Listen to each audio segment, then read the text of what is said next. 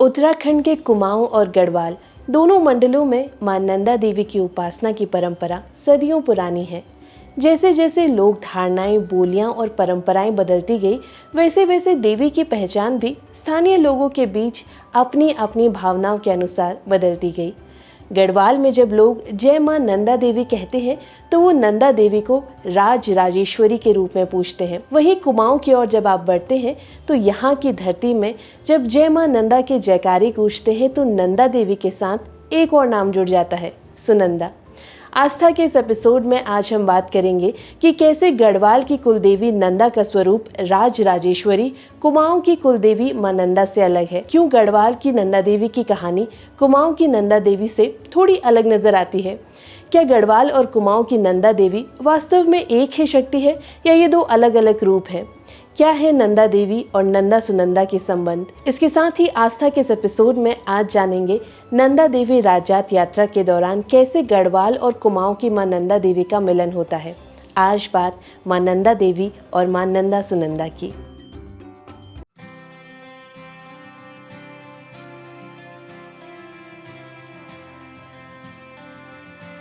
उत्तराखंड के दोनों मंडल कुमाऊं और गढ़वाल की आराध्य देवी मां नंदा की शुरुआत की कहानी जो मिलती है वो हमें द्वापर युग में भगवान श्री कृष्ण के जन्म के दिन पर ले जाती है।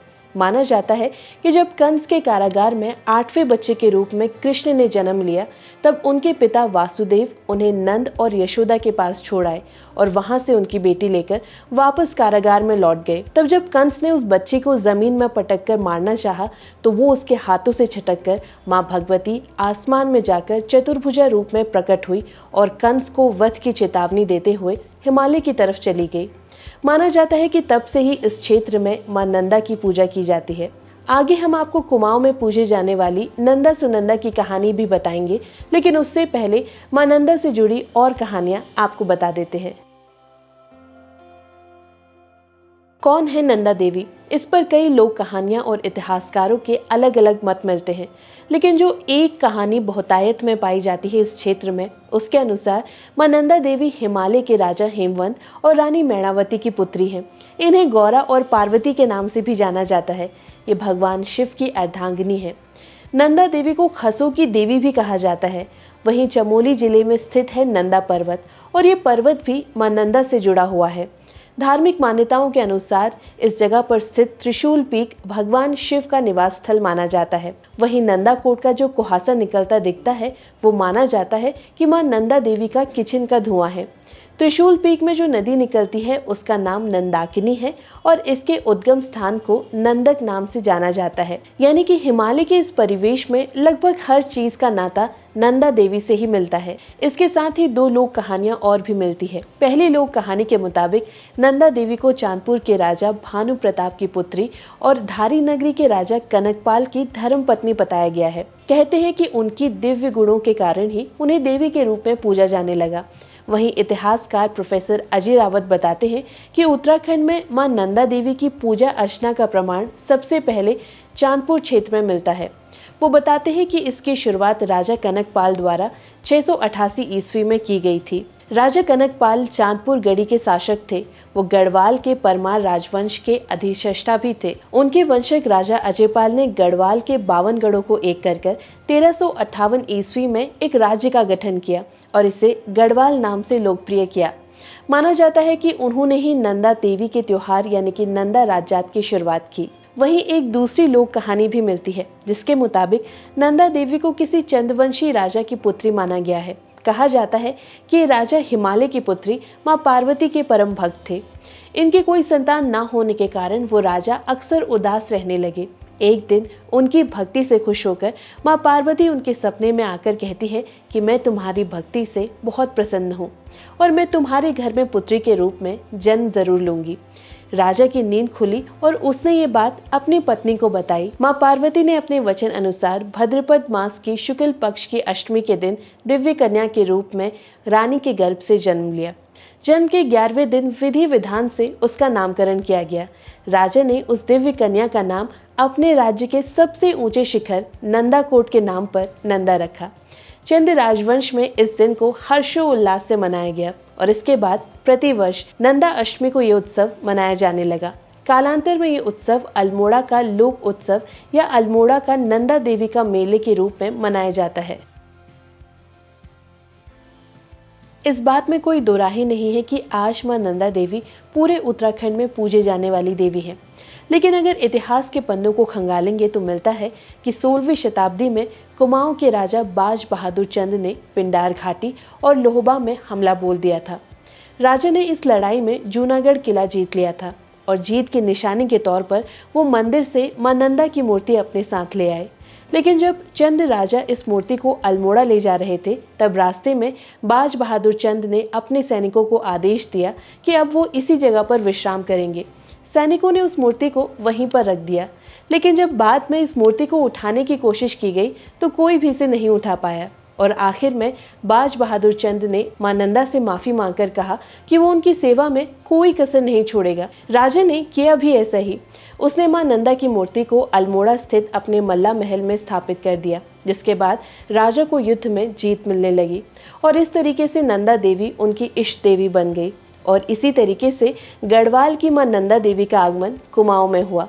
माना जाता है कि तब से ही पूरे उत्तराखंड में मां नंदा देवी की पूजा की जाती है। हालांकि प्रोफेसर अजय रावत बताते हैं कि 1638 ईस्वी में जब चंद्र वंश के राजा बाज बहादुर चंद गढ़वाल आए तो उन्होंने तत्कालीन गढ़वाल के राजा और परमार वंश के शासक फतेह शाह से मुलाकात की। फतेह शाह एक वीर योद्धा थे और जब बाज बहादुर चंद ने उनकी वीरता के पीछे के कारण पूछे तो उन्होंने बताया कि हमारे पास नंदा देवी है जो हमारी रक्षा करती हैं।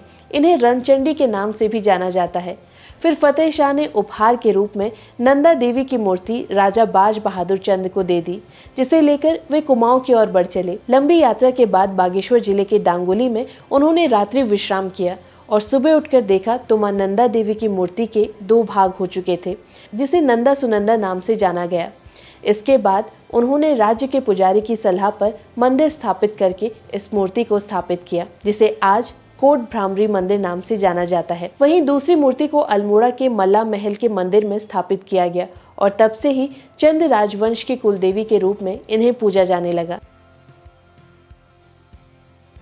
हालांकि नंदा सुनंदा से जुड़ी जो कहानी बहुतायत में मिलती है वो अलग है। चंद राजवंश के काल में नंदा देवी की पूजा ने एक मेले का रूप ले लिया था, लेकिन इससे पहले नंदा देवी की पूजा होती तो थी, पर उस समय केवल एक ही मूर्ति की पूजा होती थी। 2 मूर्तियां बनाने की प्रथा बाज बहादुर चंद के काल से ही शुरू हुई। आज भी सुदूर गांवों में केवल एक ही मूर्ति तैयार की जाती है। लोक मान्यता है कि नंदा देवी और सुनंदा एक साथ शाही परिवार में राजकुमारियों के रूप में जन्म लेती हैं। कहानी मिलती है कि एक दिन वो दोनों बहनें जंगल की ओर जा रही थी और तब उस समय एक भैंस उनके पीछे पड़ जाता है। वो खुद को बचाने के लिए केले के पेड़ और कुछ झाड़ियों के पीछे छिप जाती हैं और तब एक बकरी आती है और वो केले के पत्तों को खा जाती है, जिसके बाद भैंस नंदा और सुनंदा को देख लेता है और दोनों को वहीं मार देता है। माना जाता है कि तब से ही नंदा सुनंदा की पूजने की प्रथा शुरू हो गई थी, जो आज तक चली आ रही है। अब बात की जाए इन देवियों की नंदा राजजात में मिलने की, तो हर 12 साल में होने वाली ये नंदा राजजात एशिया की सबसे बड़ी पैदल यात्रा है। परंपरा अनुसार हर 12 साल में राजजात का आयोजन किया जाता है।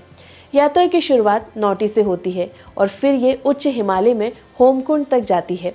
इस दौरान कुमाऊं से निकलने वाली नंदा सुनंदा की डोली नंद केसरी में नंदा राजजात से मिल जाती है और फिर मां नंदा अपने घर कैलाश लौट चलती है। इस नंदा राजजात के लिए श्रद्धालु 280 किलोमीटर की लंबी पैदल यात्रा करते हैं। 19 से 20 दिन में पूरी होने वाली इस यात्रा के दौरान श्रद्धालु 17 जगहों पर रात्रि विश्राम करते हैं। नौटी में जो कागजी दस्तावेज मिलते हैं उसके मुताबिक 1886, 1905, 1925, 1951, 1987 और 2000 में नंदा राजजात का आयोजन किया गया था। वहीं कुरूर के दस्तावेज बताते हैं कि राजजात 1845 और 1865 में भी हुई थी। उत्तराखंड के अलग अलग हिस्सों में कई छोटी छोटी सालाना यात्राओं का आयोजन पहले भी किया जाता था और आज भी किया जाता है। माना जाता है कि इन छोटी छोटी यात्राओं को एक बड़ी राजजात में कन्वर्ट किया गया, 2013 में राजजात शुरू होने के बाद अब 2026 में राजजात की तैयारी जोरों शोरों पर है और इसकी शुरुआत चौसिंगिया खाड़ू के जन्म से हो चुकी है। अब चौसिंगिया खाड़ू और राजजात का क्या संबंध है, ये जानने के लिए हमारी ये वीडियो ज़रूर देखिए। इसके साथ ही अगर आपके पास भी कोई कहानी है जो आप हमारे साथ साझा करना चाहते हैं तो कमेंट बॉक्स में हमें ज़रूर बताएं। और अगर हमारी ये वीडियो पसंद आई हो तो इसे लाइक और शेयर ज़रूर करें और हमारे चैनल को सब्सक्राइब करना ना भूलें। धन्यवाद।